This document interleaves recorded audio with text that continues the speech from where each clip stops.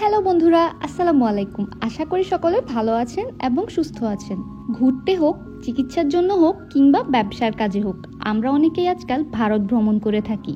আমরা যারা বাজেটের মধ্যে যাতায়াত করি তারা বেশিরভাগই যশোরের বেনাপোল বর্ডারটা ব্যবহার করি। যেহেতু সেখান থেকে 2.5 ঘন্টায় সরাসরি কলকাতা যাওয়া যায়, তাই বেনাপোল বর্ডারটি বাংলাদেশের মানুষের কাছে জনপ্রিয়তার শীর্ষে রয়েছে। কিন্তু সেই বর্ডারটির একটি সবচেয়ে অসুবিধাজনক দিক হচ্ছে নোম্যান্স ল্যান্ড থেকে শুরু করে ইন্ডিয়ান ইমিগ্রেশন পর্যন্ত প্রায় শখানেক মানুষের পিছনে লাইনে দাঁড়াতে হয়। আজকে প্রথমবারের মতো অন্য একটা বর্ডার দিয়ে আরও কম সময়ে এবং কম খরচে ভারতে প্রবেশ করব। যারা বাই রোডে ভারত ভ্রমণ করতে যাচ্ছেন খুব সহজে, তারা ফুল ইনফরমেশনের জন্য ভিডিওটি লাস্ট পর্যন্ত দেখবেন। আজকে আমি আখাউড়া বর্ডার দিয়ে ভারতের ত্রিপুরা রাজ্যের আগরতলা শহরে প্রবেশ করব।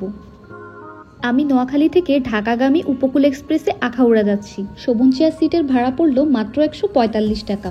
ঢাকা থেকে আখাউড়া পর্যন্ত ট্রেনে ও ক্লাস ভেদে 150 থেকে 250 টাকার মধ্যে পৌঁছে যেতে পারেন আখাউড়া।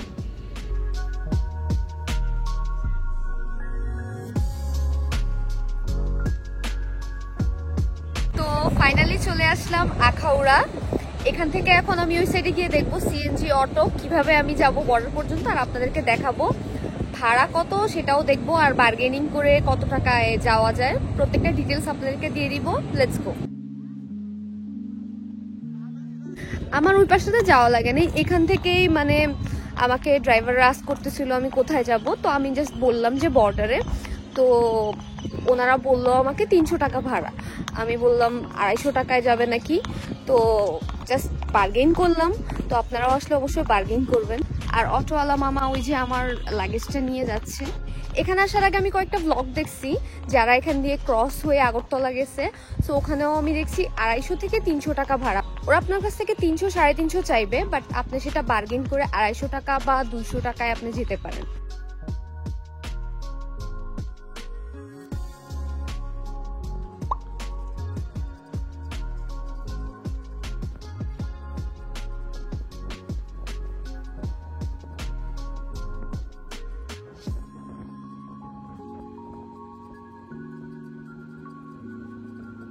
আখাউড়া থেকে বর্ডার পর্যন্ত যারা লোকাল গাড়িতে শেয়ারে যেতে চান না, তারা আমার মতো গাড়ি রিজার্ভ করে যেতে পারেন।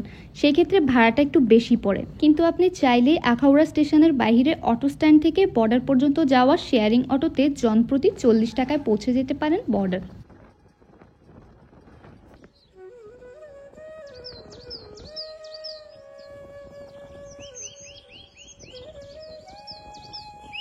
আখাউড়া স্টেশন থেকে বর্ডার পর্যন্ত পৌঁছাতে 20 থেকে 25 মিনিটের মতো সময় লাগে।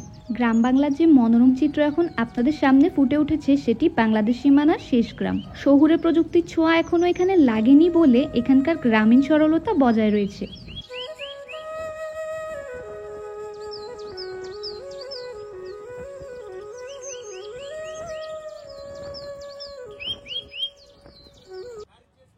আমি এসে পৌঁছে গেলাম কাস্টমস অফিসে। এখান থেকে ভ্রমণ ট্যাক্স পরিশোধ করা হয়।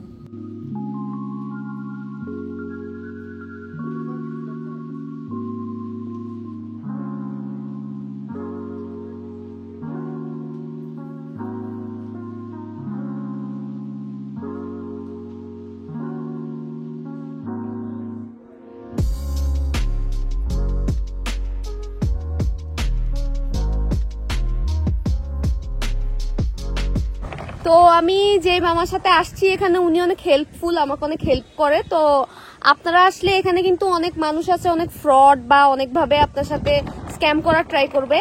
আমি ওনার নাম্বারটা নিচে দিয়ে দিব, আপনারা ওনার সাথে কন্ট্যাক্ট করে মানে ওনার গাড়িতে আসতে পারেন। তো মামা বলেন, এদিকে মানে কিরকম মানুষ টানুষ আসে প্রতিদিন? প্রতিদিন তো মানুষ আসে, মোটামুটি অনেক মানুষই আসে। ভালো মানুষ ধরেন আপনার 200-400-500 মানুষ এরকম দৈনিক আসা যাওয়া করে। আচ্ছা, তাহলে ওখান থেকে স্টেশন থেকে এখান পর্যন্ত ভাড়া কেমন মোটামুটি? স্টেশন থেকে যদি ওখান থেকে আপনি যদি সোজা আসেন ভাড়া যদি নেন, তাহলে আপনি 200 টাকা, সর্বোচ্চ 220 টাকা ভাড়া ডাইরেক্ট নিয়ে আসতে পারবেন। আচ্ছা, ঠিক আছে।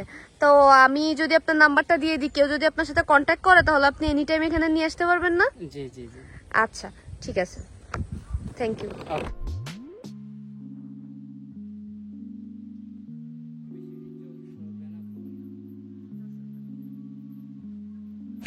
পাশে আমি ফার্স্ট টাইম আসতেছি এই পোর্টে, তো আমি অনেক অবাক এত নিরিবিলি দেখে। লাইক যশোরের ওই সাইডটাতে অনেক বেশি ভিড় আর মানুষ থাকে, বাট এই পাশটা অনেক বেশি নিরিবিলি আর প্রকৃতিও অনেক বেশি সুন্দর এই সাইডে।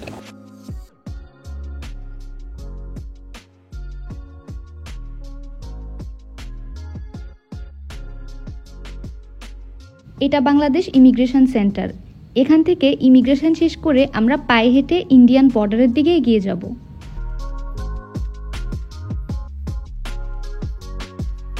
আমার বিলিভ করতে কষ্ট হইতেছে যে আমি একটা মানে বর্ডার ক্রস করছি। আই মিন পায়ে হেঁটে এত ইজিলি।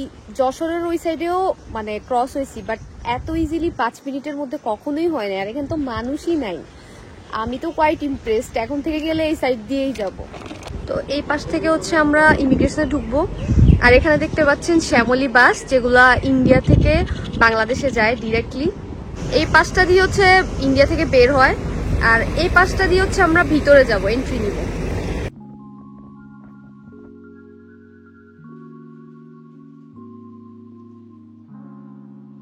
ইন্ডিয়ান ইমিগ্রেশনে স্ক্যান শেষে হেলথ চেক আপ করে ইমিগ্রেশন ডেস্কের দিকে যাচ্ছি।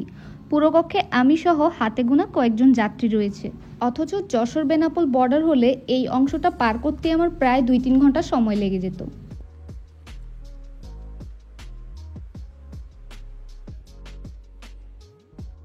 ফাইনালি ইমিগ্রেশন কমপ্লিট করে আমি বের হয়ে গেছি। সামনে একটা গেট দেখতে পাচ্ছি। এবার দেখি ওই সাইড থেকে অটো বা কি পাওয়া যায়। অলদো আমাকে রিসিভ করার পার্সন আসছে, তারপর আপনাদেরকে আমি দেখাই দিব যেন আপনাদের এখানে আসলে কোনো প্রবলেম না হয় সেজন্য। ইমিগ্রেশনের গেটটা দিয়ে বের হওয়ার পরে আপনারা দেখতে পাচ্ছেন সামনে কিছু অটো এবং সিএনজি পেয়ে যাবেন। আপনারা এখান থেকে অটো বুক করে খুব সহজে আগরতলায় নিজের গন্তব্যস্থানে পৌঁছে যেতে পারেন। দেখতে দেখতে আজকের ভিডিও লাস্ট পর্যায়ে চলে আসলাম। আশা করছি ভিডিওটা আপনার জন্য হেল্পফুল ছিল। দেখা হয়ে যাবে অন্য কোনো ভিডিওতে। সেই পর্যন্ত ভালো থাকবেন, সুস্থ থাকবেন। আল্লাহ হাফেজ।